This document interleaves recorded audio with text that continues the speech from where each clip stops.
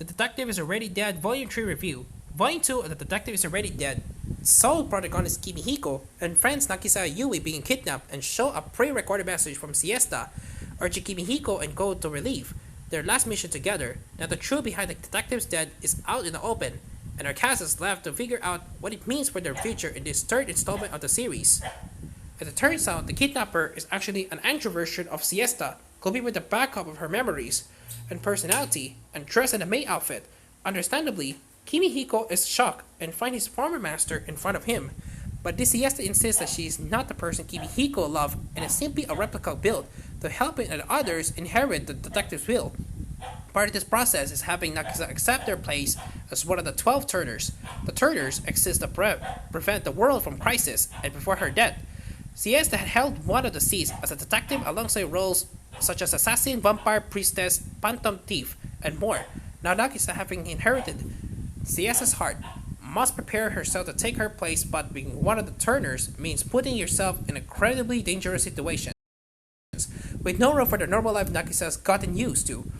Of course, none of this is helped by the fact that it was Nagisa's split personality, who killed Siesta in the first place. Because of this, she's filled with the guilt of taking someone so important away from Kimihiko and doesn't know if it's right for her to take on the detective's role with such sins to her name. But if she doesn't take on the seat of a Turner, then the evil organization, SPES, will be left to their own devices, since no one else has time to deal with this one crisis among countless others that threaten Earth and humanity. While Nagisa sorts strong her feelings, Kimihiko begins to think about what could be wrong with the account of Siesta he and the others when shown. Siesta's Andrew version is adamant that there is an error with that they were told, and it is up to him to figure it out. But that's easier said than done when dealing with something to step in the supernatural. If that wasn't enough, this book also explores some of the Charlie's history with Siesta and shows up how Saikawa fits into all this.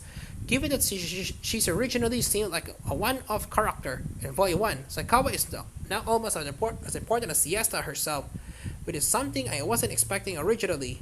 Although I do appreciate that she has a purpose now, given how large a cast the series has. With unique characters that are going to hold some meaning for the overall story. I confess that while I still enjoy this volume, the detective is already dead. There's an overriding feeling that the authors has jumped the shark.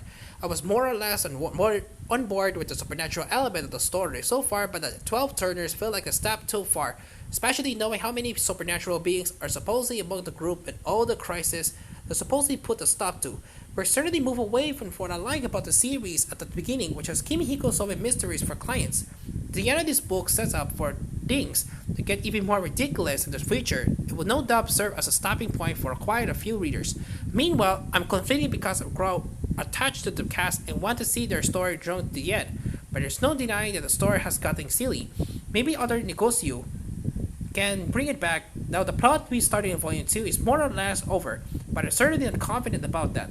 The other issues I'm having is that for the character who's supposed to be dead, but we've seen a surprising amount of Siesta, she has an important role to play, but when we met Akisa in Volume 1, I always thought she was supposed to fill Siesta's shoes, sooner than later. With Siesta turning up again, even in Android form, Nagisa hasn't had the time to get any real development.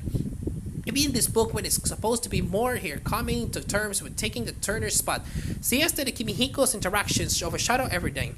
Kimihiko is the protagonist and this is his story, but Nagisa certainly deserves more focus that she's being given as of later as his partner in crime. This series needs to be able to stand on its own, don't fit without Siesta, or be forever held back by having her as a crutch to fall back on. And they say that as someone fond of the character, the Detectives Already Dead Volume 3 comes to the West thanks to Yen Press and continues to be translated by Taylor Engel. The translation reads well with no issues to note. Volume 4 of the series is scheduled for an English release in August. Overall, Volume 3 of The Detectives Already Dead proves a flow reads with twist and turns that seem completely ridiculous. If you like the cast, you certainly see if it's wrong. It's hard to deny that the quality of the series is quickly going downhill as it rushes to cram too many ideas. Unless Volume 4 can pick up the pieces, this one may not be worth continuing much longer. 6/10.